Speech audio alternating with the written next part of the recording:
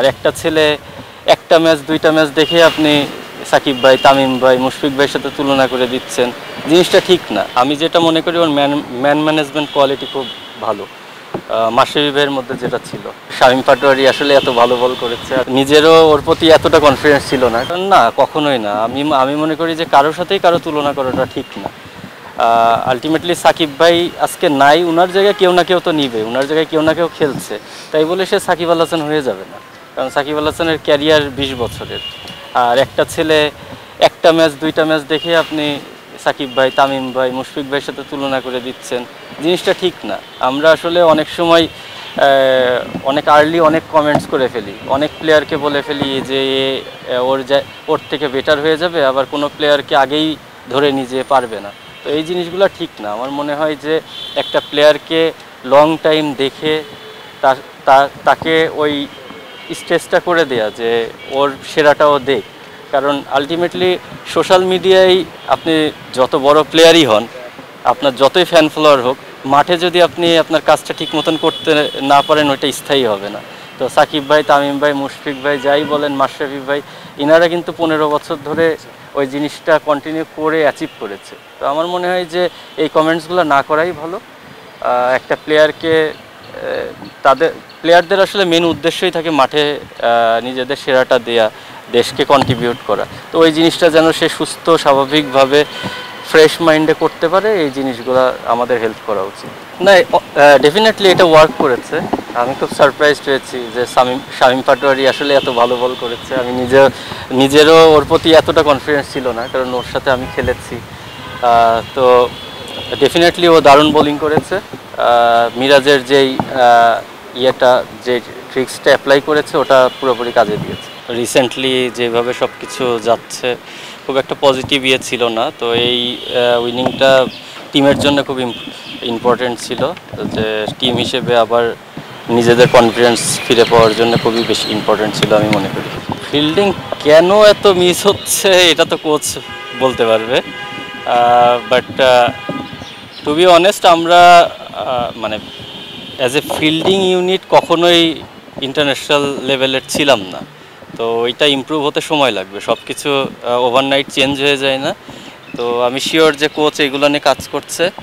আর ফিল্ডিংয়ের জন্য যেই জিনিসগুলো ইম্পর্টেন্ট, আপনার অ্যাজিলিটি, তারপরে হাত, সব কিছু মিলে আমরা আসলে জাতিগতভাবেই সব দিক থেকে একটু মানে বিশেষ করে স্পোর্টসে আমাদের অন্যান্য দেশের তুলনায় আমরা অনেক পিছিয়ে আছি। তো ওই জায়গাটায় যেতে শুধু একটা দুইটা জিনিস পরিবর্তন করলেই হবে না, এটা একটা লং প্রসেস।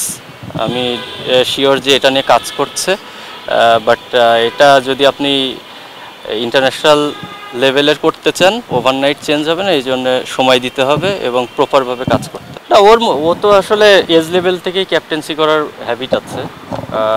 আর আমি যেটা মনে করি ওর ম্যান ম্যানেজমেন্ট কোয়ালিটি খুব ভালো।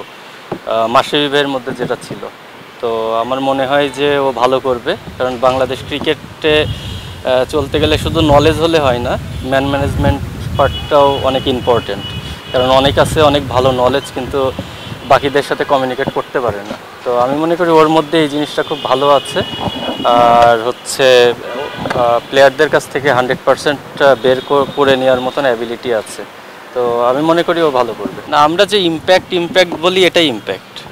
মানে সাকিব লাস্টে যেই 30 রানের ইনিংস খেললো, বা মোস্তাফিজ দেখেন পুরা ম্যাচে কিন্তু ভালো বল করে নাই, পুরা ম্যাচে খারাপ ছিল, সবচেয়ে ভাইটাল টাইমে ভাইটাল উইকেটটা কিন্তু ওই নিয়েছে। এগুলাই ইম্প্যাক্ট। আমরা আসলে সবাই পড়ে থাকি যে কে 50 করলো, কে 100 করলো, বাট ম্যাচ জিততে যে এই ছোট ছোট পয়েন্টগুলো যে ইম্পর্টেন্ট, এই জিনিসগুলো আমরা সবসময় ওভারলুক করে যাই। তো ইম্প্যাক্ট কথাটা আমাদের বাংলাদেশে অনেক দিন ধরে এসেছে, বাট ইম্প্যাক্টের মিনিংটা এখনও পুরোপুরি আমাদের মধ্যে মনে হয় বোঝাপড়ার একটু সমস্যা আছে। তো এই জিনিসগুলো আমাদের আরও গুরুত্ব দেওয়া উচিত। দেখেন, তানভীর ঘরোয়া লিগে তো লং টাইম খেলছে, ও ঘরোয়া লিগে অনেক দিন ধরে ভালো করেছে। তো ইন্টারন্যাশনালে ও মাত্র এসেছে, আর উইকেটটাও স্পিন সহায়ক ছিল। তো এখনই আসলে কাউকে সাকিব ভাইয়ের সাথে তুলনা করে দেয়া বা ওই ধরনের কোনো কিছু করাটা ঠিক না। বাট ডেফিনেটলি ও ভালো বোলার, ও ডোমেস্টিকে অনেকবার প্রুভ করেছে নিজেকে, অনেক বছর ধরে ভালো করছে। তো আমি শিওর যে ওর স্কিলও আছে বোলিংয়ের। তো ও যদি সময় পায় আর সামনে আরও বেশি চ্যালেঞ্জ আসবে, এটা যেটা বললাম যে স্পিন সহায়ক উইকেট ছিল, ও যদি ফ্ল্যাট উইকেটে বা স্পোর্টিং উইকেটে যখন এই ধরনের বোলিং করতে পারবে তখন ওকে রেট করা যায় যে ও মানে ভবিষ্যতে বাংলাদেশের ওই জায়গাটা পূরণ করতে পারবে। এখানে দেখেন না, ইন্টারন্যাশনাল খেলতে গেলে আপনার চ্যালেঞ্জ নিয়েই খেলতে হবে, আর কারো জায়গায় ফিক্সড না। আমি যেটা বললাম যে আজকে যে ভালো খেলছে, টিমের জন্য যাকে প্রয়োজন সে খেলছে, আবার যখন নাইম শেখকে প্রয়োজন হবে নাইম শেখ খেলবে। কেউ খারাপ করবে বা নাইম শেখ টিম স্ট্র্যাটেজিতে আসবে তখন নাইম শেখ খেলবে। আসলে এটা মানে, আর ক্রিকেটিং লাইফে আপনার চ্যালেঞ্জ নিয়েই খেলতে হবে, আপনার কম্পিটিটর থাকবেই, আপনি কখনো ওপেন ফিল্ড পাবেন না নিজেকে মেলে ধরার জন্য। তো এই চ্যালেঞ্জের মধ্যে থেকেই যারা নিজেদের সেরাটা দিতে পারবে তারাই আলটিমেটলি সামনের দিকে এগিয়ে যাবে। আচ্ছা ভাই, দেখেন প্রথমত আমাদের দেশে কিন্তু খুব একটা লেগ স্পিন অপশন নাই। আমরা normally left arm spin, off spin, মানে ফিঙ্গার স্পিনার যেভাবে খেলি, আমরা রিস্ট স্পিনার কিন্তু আমাদের দেশে অ্যাভেলেবেল নাই। আমরা ইভেন ডোমেস্টিকেও খেলার সুযোগ পাই না।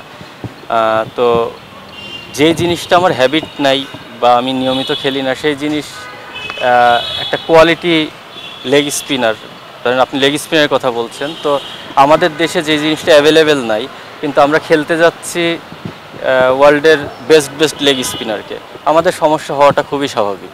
কারণ আপনি তো ভাই শুধু ভিডিও দেখে সব কিছু অ্যাডাপ্ট করতে পারবেন না, আপনার তাহলে প্র্যাকটিস করার দরকার ছিল না।